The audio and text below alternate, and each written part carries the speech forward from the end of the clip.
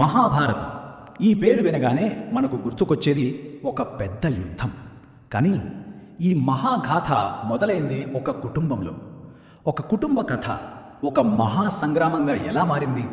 పదండి ఆ మూలాల్లోకి వెళ్ళి చూద్దాం. అంటే ఇదొక సింపుల్ యుద్ధ కథ కాదు.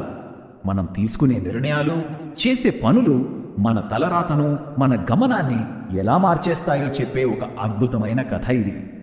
మన కథ మొదలయ్యేది హస్తినాపుల రాజు శంతనుడితో. ఒకరోజు గంగా నది ఒడ్డున ఆయనకు ఒక అపురూప సౌందర్యవతి కనిపించింది.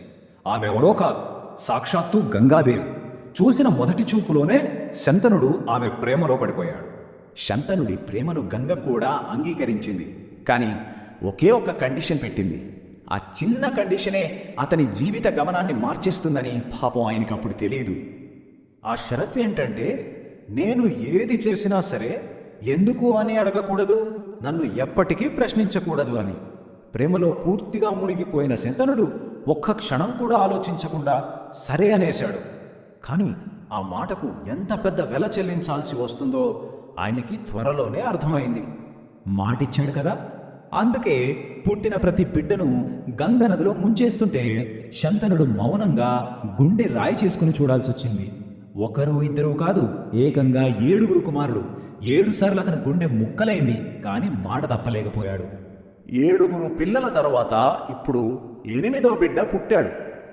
ఈ బిడ్డే మొత్తం కురువంశం గతిని మార్చబోయేది. 8వ బిడ్డను కూడా గంగ నదిలో ముంచడానికి తీసుకువెళ్తుండగా ఇక శంతనుడు వల్ల కాలేదు. ఆయన సహనం నశించిపోయింది. ఆపు అంటూ తన వాగ్దానాన్ని బ్రేక్ చేసేశాడు. బస్ ఆ ఒక్క క్షణంలోనే గంగ తన అసలు కథ చెప్పి, తన శాప విమోచనం జరిగిందని చెప్పి ఆ బిడ్డను తనతో పాటు తీసుకుని వెళ్ళిపోయింది. సరే, కొన్ని సంవత్సరాలు గడిచిపోయాయి. గంగ తనతో తీసుకువెళ్ళిన ఆ 8వ కుమారుడు దేవవ్రతుడు సకల విద్యల్లో ఆరితేరి ఒక గొప్ప యోధుడిగా తిరిగి వచ్చాడు. కానీ అతని జీవితంలో అసలైన పరీక్ష అప్పుడే మొదలైంది.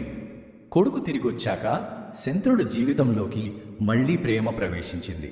ఈసారి ఒక జాలరి కూతురు సత్యవతి. కానీ కథ ఇక్కడే ఇంకో మలుపు తీసుకుంది. ఆమె తండ్రి పెట్టిన ఒక షరతు మొత్తం రాజ్యాన్ని ఒక పెద్ద సంక్షోభంలోకి నెట్టేసింది. ఆయన డిమాండ్ ఏంటంటే, నా కూతురు సత్యవతికి పుట్టబోయే కొడుకులే హస్తినాపురానికి రాజులు కావాలి. ఒక్క మాటతో దేవవ్రతుడి జన్మ హక్కు ప్రశ్నార్థకమైపోయింది. ఇప్పుడు అతని ముందు 2 దారులున్నాయి. ఒకటి తండ్రి సంతోషం, 2 తన హక్కు. దేవవ్రతుడు ఏమెంచుకున్నాడో తెలుసా? తండ్రి సంతోషాన్నే. దానికోసం అతను చేసిన త్యాగం చరిత్రలో ఎవరూ చెయ్యలేనిది. ఆ ఒక్క నిర్ణయం, ఆ భయంకరమైన ప్రతిజ్ఞ హస్తినాపురం భవిష్యత్తునే శాశ్వతంగా మార్చేసింది. మొదటిది, సింహాసనంపై నా హక్కును వదులుకుంటున్నాను. రెండోది, నా జీవితాంతం పెళ్లి చేసుకోను, ఆ జన్మ బ్రహ్మచారిగా ఉండిపోతాను. ఈ 2 భయంకరమైన ప్రతిజ్ఞల వల్లే ఆ రోజు నుంచి దేవవ్రతుడు భీష్ముడు అయ్యాడు. అంటే భయంకరమైన ప్రతిజ్ఞ చేసినవాడు అని అర్థం. తండ్రి కోసం ఇంతకంటే గొప్ప త్యాగం ఉంటుందా? సరే, భీష్ముడి త్యాగంతో శంతనుడికి సత్యవతికి పెళ్ళయింది. వాళ్లకు 2 కొడుకులు కూడా పుట్టారు. అంత బాగుంది అనుకుంటున్న టైంలో విధి మళ్లీ ఆ రాజవంశంపై కన్నెర చేసింది. విషాదం ఆ కుటుంబాన్ని చుట్టుముట్టింది. ఏమైందంటే, సత్యవతి పెద్ద కొడుకు చిత్రాంగదుడు యుద్ధంలో చనిపోయాడు. 2వ కొడుకు విచిత్ర వీర్యుడు వారసులు లేకుండానే మరణించాడు. మళ్లీ కథ మొదటికొచ్చింది. హస్తినాపుర సింహాసనం ఖాళీ. కురువంశం అంతరించిపోయే ప్రమాదం ఏర్పడింది. ఇక తన వంశాన్ని ఎలాగైనా కాపాడుకోవాలని సత్యవతి ఒక డేరింగ్ స్టెప్ తీసుకుంది. తన మొదటి కుమారుడు, అంటే పెళ్లికి ముందు పరాశర మహర్షికి పుట్టిన తనయుడైన వ్యాస మహర్షిని పిలిపించింది. విచిత్ర వీరుడి భార్యలకు సంతానం ప్రసాదించమని కోరింది. సరిగ్గా ఈ నిర్ణయమే భవిష్యత్తులో జరగబోయే మహాభారత యుద్ధానికి నాంది పలికింది. ఎందుకంటే ఇక్కడే మన కథలోని 2 వర్గాలు, పాండవులు, కౌరవులు పుట్టబోతున్నారు. వ్యాసుడి వల్ల 3 కుమారులు జన్మించారు. పెద్దవాడు ధృతరాష్ట్రుడు, కానీ పుట్టుకతో అంధుడు. రెండోవాడు పాండు, చాలా సమర్థుడు. మూడోవాడు విదురుడు, మహాజ్ఞాని. పెద్దవాడైన అంధుడు కావడం వల్ల ధృతరాష్ట్రుడికి రాజ్యం దక్కలేదు. అతని తమ్ముడు పాండు రాజయ్యాడు. చూశారా, ఈ ఒక్క నిర్ణయమే ధృతరాష్ట్రుడిలో అసూయ అనే విత్తనాన్ని నాటింది. ఇప్పుడు కథలోని అసలు హీరోలు, విలన్లు ఎంటర్ అవుతారు. అంధుడైన ధృతరాష్ట్రుడికి 100 మంది కొడుకులు పుట్టారు. వాళ్లే కౌరవులు.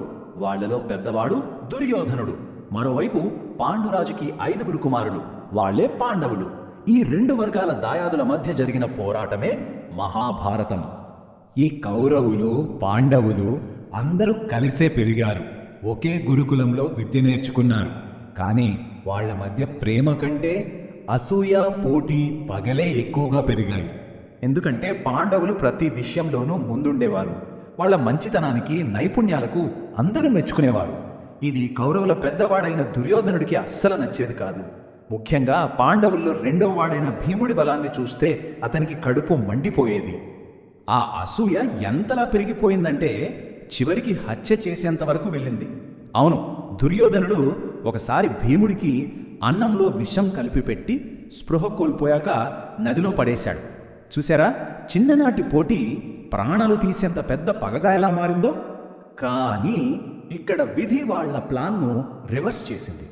భీముడు చనిపోలేదు, పైగా నాగలోకానికి చేరుకుని అక్కడ అమృతం తాగి అంతకు ముందు కంటే 1000 రెట్లు బలవంతుడై తిరిగి వచ్చాడు. ఇది దుర్యోధనుడిలో ద్వేషాన్ని మరింత పెంచేసింది. అలా చిన్నతనంలో మొదలైన ఈ అసూయ, ఈ చిన్న చిన్న కుట్రలే రాను రాను పెరిగి పెద్దవై ఆపలేని ద్వేష ప్రవాహంగా మారి చివరికి కురుక్షేత్ర మహాసంగ్రామానికి పునాది వేశాయి. ఒక తరం చేసిన తప్పులు, మరో తరం పెంచుకున్న ద్వేషాలు, ఇలా తరతరాలుగా కొనసాగే ఈ పగలకు, ఈ ధర్మాధర్మాల పోరాటానికి అసలు ముగింపు అనేది ఎక్కడ ఉంటుంది? ఇదొక పెద్ద ప్రశ్న. నచ్చితే లైక్ చేయండి. మళ్ళీ నెక్స్ట్ ఎపిసోడ్లో కలుసుకుందాం.